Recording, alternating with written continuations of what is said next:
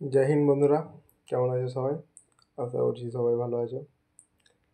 তো SSC GD 2026-এ যারা পরীক্ষা দিবে, মূলত ভিডিওটা তাদের জন্য। তো যারা নতুন এবং পড়াশোনা ইতিমধ্যে শুরু করেছো তাদের জন্য এই ভিডিওটা মূলত। তো তোমরা একটু কনফিউজ আছো যে আমি তো হিন্দিও পারি না এবং ইংলিশও পারি না, তো কী নিব, হিন্দি নিব না ইংলিশ নেব? এটা সবার মধ্যে ডাউট থাকে প্রথমে যারা পরীক্ষা দেয়। তো আজকে এই ডাউটটা তোমাদের আমি দূর করব। তো যদি নতুন পরীক্ষা দাও এবং হিন্দিও জানো না ইংলিশও জানো না, তো কোনটা পড়লে বেশি ভালো হবে, কী নিয়ে পড়লে বেশি নাম্বার ওঠানো যাবে সেটাই বলো। দেখো, ইংলিশ নিয়ে যদি তুমি পড়ো তো ইংলিশ নিয়ে বেশি খাটতে হবে, এবং মনে হয় না ইংলিশ নিয়ে এই 3 মাসে পড়ে তুমি 15টা থেকে 20টা অ্যান্সার করতে পারবে। কিন্তু অপরদিকে যদি তুমি হিন্দি নিয়ে এই 3 মাস যদি খাটো, তো যদি মোটামুটি করে পড়ো তবুও তোমার 15 থেকে 16টা আরামসে করে দেবে।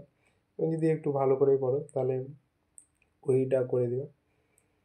আর হিন্দিটা কেন যে ইংলিশের চেয়ে অনেকটাই সোজা আছে, তুমি দেখলে অনেকগুলো, যেমন আমরা এমনি তোমার ধরো হিন্দিতে কথা বলতে পারি, দেখবা অনেকগুলো কোশ্চিন এমনি তুমি পড়বা অটোমেটিকই উত্তর হয়ে যাবে, এরকম অনেক কোশ্চিন আছে।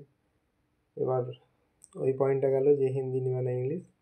এবার কথা হচ্ছে কোথা থেকে পড়বা, হিন্দিটা যে পড়বা কোথা থেকে পড়বা। তো তোমরা ইউটিউবে দেখবা অনেক ক্লাস, অনেক স্যারই ক্লাস করাচ্ছে হিন্দির, সেগুলো দেখতে পারো। এবং যদি বই নাও তাহলে আমি তোমাদেরকে বলবো অঙ্কিত স্যারের হিন্দি যে বইটা আছে, রোজগার উইথ অঙ্কিত পাবলিকেশন এর যে হিন্দি বইটা আছে সেই বইটা নিতে পারো। ওয়েস্ট বেঙ্গলের প্রায় ছেলেই এই বইটা ইউজ করে। ওয়েস্ট বেঙ্গল বলতে না, পুরো ভারতের বেশিরভাগ ছেলেই অঙ্কিত স্যারের বইটা ইউজ করে।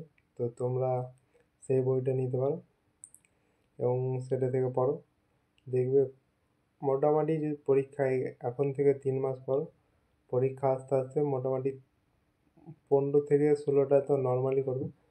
তোমরা যদি ভালো করে একটু পড়ো তাহলে 20টাও করে নিতে পারো। তা এই ছিল আজকের আপডেট। জয় হিন্দ, ভালো থেকো সবাই।